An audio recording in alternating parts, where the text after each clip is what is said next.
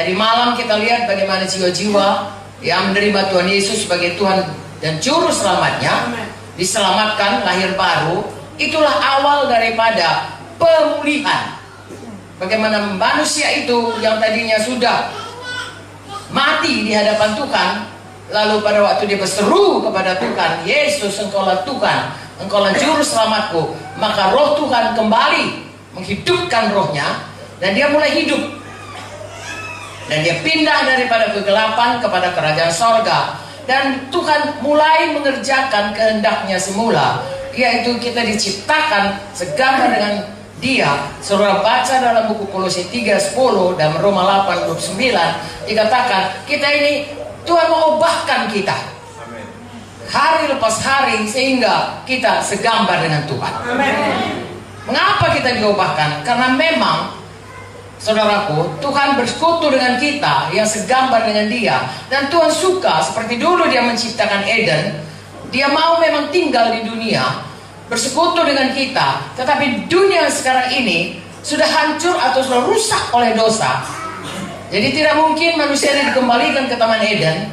Lalu Tuhan buat rumah yang baru, bumi baru, langit baru, dan Yerusalem baru. Tempat kita bersama dengan Tuhan. Jadi kita, saudaraku, tidak lagi kembali ke Eden untuk menggenapi rencana Tuhan. Satu waktu kita akan sama-sama di Yerusalem baru, bumi baru dan langit baru. Itulah rencana Tuhan. Dulu saya tidak tahu itu, saudaraku. Wah, sebelum saya selamat, bahkan sesudah saya selamat, ya, saya pikir hanya syukurlah saya selamat. Dari tadi malam saya bersaksi, saudaraku, syukurlah saya selamat. Kemudian satu persatu Tuhan bukakan bahwa kalau kita selamat, Tuhan itu adalah Jehovah Rafa, bisa menyembuhkan. Kalau saya selamat, Tuhan itu adalah Jehovah Nisi yang memberikan kemenangan.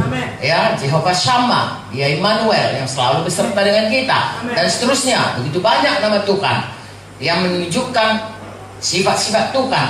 Tetapi yang sesungguh-sungguhnya, saudaraku, lebih dari segalanya, Dialah Tuhan yang mau tinggal dengan kita. Sebagaimana dulu Dia menciptakan Eden, begitulah Dia mau tinggal dengan kita. Dan kita baca dalam Wahyu 21 bahwa Tuhan menghancurkan dunia ini dengan api. Kalau dulu dengan banjir, nanti dengan api.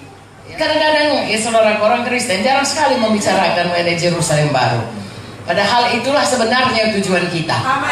Ya, kalau melihat firman Tuhan ini, ya, kalau misalnya lah saudara mau ditempatkan di Amerika, ya, pindah menjadi katakanlah duta besar di Amerika ataupun dapat kerja di Amerika, kita akan mempelajari bagaimana orang Amerika. Kita nggak akan makan dengan tangan, kita akan makan pakai sendok, pakai garpu dan lain sebagainya. Kalau pindah ke Tiongkok, kita akan belajar muka sumpit. Kita belajar cara hidup di negara yang kita mau datang. Kita akan ke Yerusalem baru. Mari kita belajar bagaimana sesungguhnya hidup orang-orang yang mau ke Yerusalem baru. Haleluya. Nah, jadi Tuhan mau ciptakan, mau kembalikan, mau pulihkan ya kita supaya kelak, ya, kita ini seperti kehendak Tuhan. Bagaimana pada sore hari kita baca dalam buku Kejadian itu, Dia bersama-sama dengan Adam dan Hawa saat mereka belum berdosa. Dan Tuhan memang itu sebabnya Tuhan Yesus datang ke dunia dan berupa manusia, saudaraku, sehingga nanti kalau kita pulang, kita tidak merasa asing karena Dia pernah di dunia ini dan sudah mendahului kita ke sorga dengan tubuh yang baru. Kelak kita akan diubahkan seperti Dia. Dan hidup bukan hanya roh saja, tapi punya tubuh. Memang itulah rencana Tuhan. Jadi saya dan saudara punya ekspektansi, punya pengharapan, punya iman, punya sukacita. Kelak kita bukan hanya di Lubuk Linggau, tapi di Yerusalem baru bersama-sama selama-lamanya kita bersama dengan Tuhan. Di mana di situ tidak ada lagi setan, karena setan sudah dihukum, saudaraku. Jadi kalau sekarang ini kita masih menghadapi banyak persoalan, tidak usah kecil hati, saudara. Ya, itu hanya sementara. Paling-paling 80 tahun, 100 tahun. Kalau kita ya hidup di dunia 100 tahun. Setelah itu selama-lamanya. Selamanya itu nggak 1000 tahun, nggak 1.000.000 tahun, nggak 1.000.000.000 tahun. Selama-lamanya bersama dengan Yesus. Itu sebab. Oleh sebab itu kuatkan hati kita, saudaraku. Apapun yang kita hadapi, Tuhan sudah menunggu kita pada tempat yang sangat baik bagi kita. Haleluya. Jadi itu sebabnya sesudah seorang itu lahir baru, dia dikatakan dalam Injil Markus 16 ayat 15 dan 16, ya, beritakanlah Injil, jadikanlah semua bangsa muridku, tapi di bawahnya baptiskan mereka. Siapa yang percaya dan dibaptis, maka dia yang diselamatkan. Jadi sudah kita lahir baru, kita harus dibaptis. Ya, ini tentunya kita di sini semuanya sudah dibaptis. Tapi saya sampaikan ini supaya saudara semua membawa jiwa-jiwa baru yang sudah percaya itu. Seberapa banyak yang mau supaya mereka mau dibaptis. Mengapa? Karena kehendak Tuhan supaya kita itu berubah kembali menjadi segambar dengan Dia. Dimulai dengan proklamasi kita pada waktu baptisan. Karena waktu dibaptis kita memproklamirkan kepada dunia, kepada setan yang mau mengganggu kita selalu, dan kepada Tuhan yang kita sembah, bahwa kita menanamkan manusia lama dan bangkit kepada manusia baru di dalam Yesus. Jadi hari lepas hari kita berjalan dalam manusia baru. Kita sudah punya nazar, punya janji. Orang Kristen tidak bersumpah, ya, tetapi itulah proklamasi kita, ya. Seperti kalau Indonesia memproklamirkan kemerdekaannya, saudaraku, tidak ada satu bangsa pun, ya, lagi bisa menjajah kita. Begitulah sebenarnya baptisan itu proklamasi kita. Aku bukan lagi hamba dosa, aku sudah hamba kebenaran.